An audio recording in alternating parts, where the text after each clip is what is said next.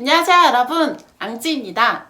오늘은 제가 정말 좋아하는 기업인 엔비디아에 대한 얘기를 해보려고 합니다. 혹시 나는 인공지능에 관심이 많다 혹은 요즘 엔비디아가 핫하다던데 무슨 일을 하는지 궁금하다 라고 하시는 분들을 위해서 자료를 준비했습니다. 같이 한번 보시겠습니다.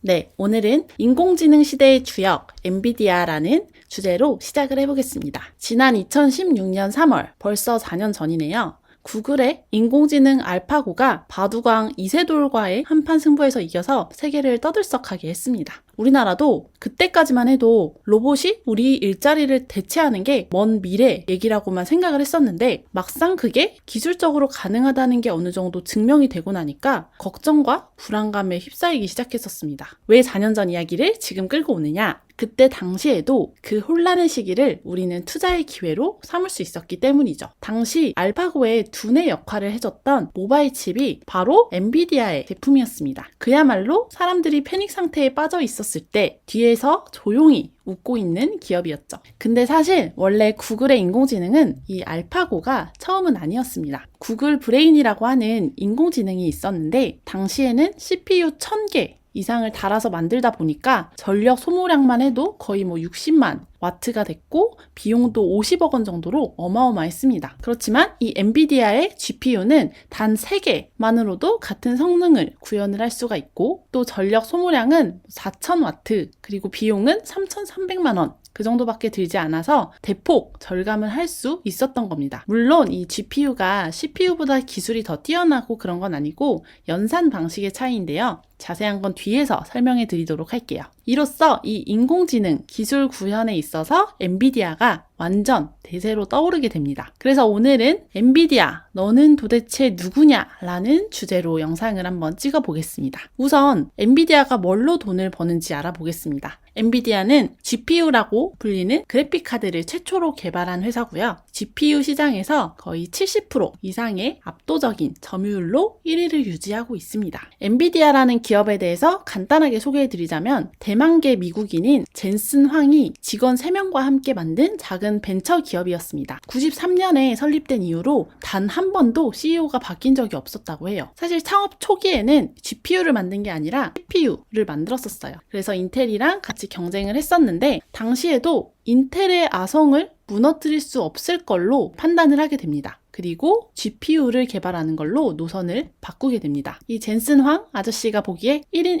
1PC 시대가 오게 될 거고 사무용 작업뿐만 아니라 멀티미디어를 즐기는 시대가 올 텐데 그러면 그래픽카드가 더 중요하게 될 것이다. 라고 판단을 한 거죠. 그리고 출시하는 제품마다 성공을 거두면서 GPU 업계의 독보적인 경쟁력을 갖추게 됩니다. 여담으로 말씀드리자면 이 GPU라는 이름이 엔비디아가 만든 이름이라고 해요. 원래는 CPU의 보조수단 정도로만 인식이 되던 부품이었지만 이제 GPU의 역할은 PC의 핵심이 CPU와 동급이다 라는 의미에서 지은 마케팅 차원의 이름이었던 건데요. 근데 지금은 GPU라는 이름이 사실 엔비디아가 만든 것지도 모른 채 우리는 자연스럽게 쓰고 있죠. 마케팅적인 용어를 표준 용어로 정착을 시켜버린 사례인 겁니다. 물론 엔비디아도 중간에 위기는 있었습니다. 인텔이 2000년대 중반에 이르러서 GPU 시장에 뛰어들기 시작한 건데요. 이 싸움은 결론부터 말씀드리자면 인텔이 포기를 했습니다. 2010년에 GPU 사업을 접는다라고 선언을 했었는데요. 물론 일반 보급형 시장에서는 인텔의 제품이 어느 정도 성공을 거뒀었지만 고성능 시장에서는 엔비디아 제품이 워낙 넘사벽이었기 때문에 그 이상의 성공은 거둘 수가 없었기 때문입니다. 10년을 GPU 하나만 바라보고 연구해온 엔비디아의 아성을 꺾을 수 없었던 걸로 보입니다. 지금까지도 엔비디아는 매출의 30% 이상을 연구개발에 투자하고 직원의 70%가 개발자일 정도로 연구개발의 중요성을 높이 사는 곳입니다.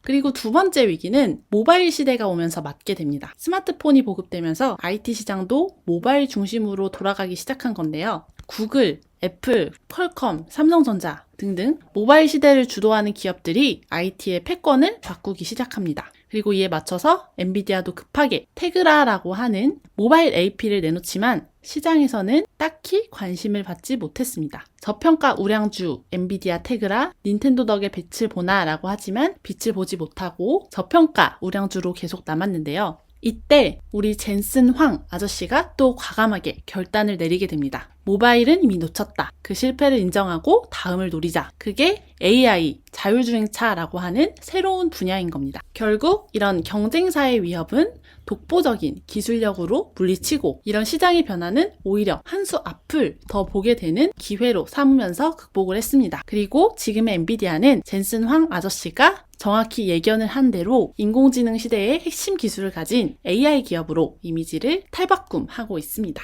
엔비디아의 매출 구성을 보시면 아직은 게이밍 분야가 50% 대부분을 차지하고 있지만 데이터 센터 그리고 자율주행이라고 하는 인공지능 분야의 매출이 향후 성장 동력이라고 볼 수 있겠습니다. 이 데이터 센터 사업 부문도 거의 4년 만에 증감률이 턴어라운드한 걸 보실 수 있죠. 그런데 궁금하실 수도 있죠. 이 그래픽카드 GPU가 도대체 뭐길래 인공지능에 쓰이는 거냐? 그냥 영상 그래픽카드 아니었어? 저도 처음에 그렇게 생각을 했었거든요. 그런데 이 GPU는 영상, 이미지 처리 장치 그 이상의 의미를 가지고 있습니다. GPU는 특징이 단순 연산 작업을 매우 빠른 속도로 처리해낸다는 거예요. 그러니까 CPU는 복잡한 계산을 순차적으로 단계별로 해 나간다면 GPU는 단순한 계산을 동시다발적으로 해낸다는 차이가 있습니다. 이 구조도를 보시면 이 CPU와 GPU의 코어 개수 차이가 느껴지시죠? AI 기술은 방대한 양의 빅데이터를 동시에 처리를 해야 되기 때문에 이 GPU가 필요한 겁니다. CPU에 비해서 훨씬 더 효율적이게 되는 것이죠. GPU의 이런 특징 덕분에 인공지능 분야에서 엔비디아가 주목을 받게 된 겁니다. 어떻게 보면 엔비디아는 영상, 이미지 처리 장치 용도로 GPU를 개발을 해왔지만 이게 AI 핵심 기술과 딱 맞아 떨어지면서 새로운 기회를 얻게 된 겁니다.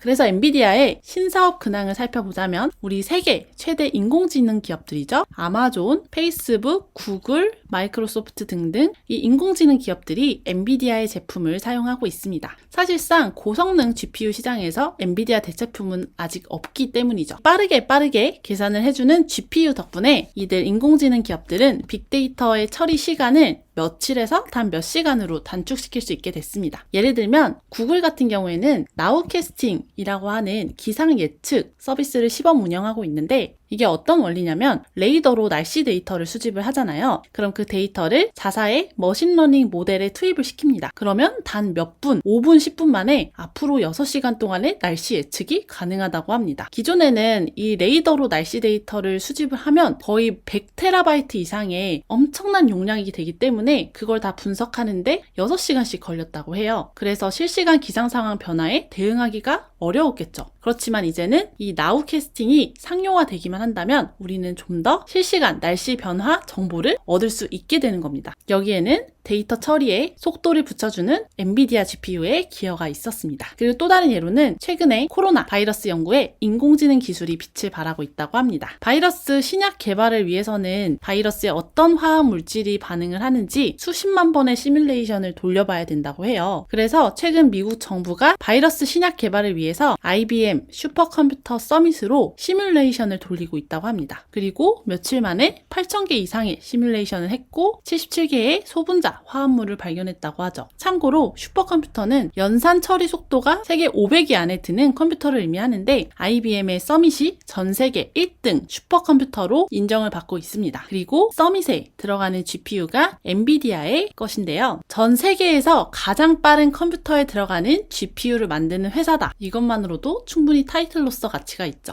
이번에 만약에 신약 개발에 성공을 하게 되면 인공지능 연구의 실효성, 효율성 등이 인정을 받게 되면서 엔비디아도 같이 웃게 될 수 있겠네요. 물론 엔비디아가 아니라도 꼭 성공을 좀 했으면 좋겠습니다. 자, 그럼 마지막으로 엔비디아의 투자 정보를 살펴보도록 하겠습니다. 시가총액은 약 1,570억 불 가량 되는 굉장히 덩치가 큰 회사입니다. 우리나라 돈으로 따지면 180조 원 정도 되겠네요. 미국에서는 36위이지만 우리나라로 치면 코스피 1, 2등 하는 수준이라고 볼 수 있겠습니다. PE는 3월 28일 기준 32.9배고요. 50배까지 갔던 거에 비하면 지금은 많이 조정을 받았다고 볼 수 있겠습니다. 배당률은 0.25% 30%로 그렇게 높지는 않습니다. 사실상 매출의 30% 이상을 연구개발에 재투자하는 대표적인 성장주다 보니까 배당 성향도 배당률도 낮은 편입니다. 배당률이 적은 건 아쉽지만 성장 추세는 그렇게 나쁘지 않습니다. 최근 1년 배당금 증가율은 4.9%, 5년 평균 배당금 증가율은 13.5%로 두 자릿수를 기록하고 있습니다. 성장 속도 자체는 괜찮지만 워낙 주가가 빠르게 많이 올랐기 때문에 그 속도에서 차이가 난 것일 뿐이죠. 그리고 2012년에 처음 배당을 주기 시작한 이래로 계속해서 배당을 늘려오고 있는 배당 성장주이기도 합니다.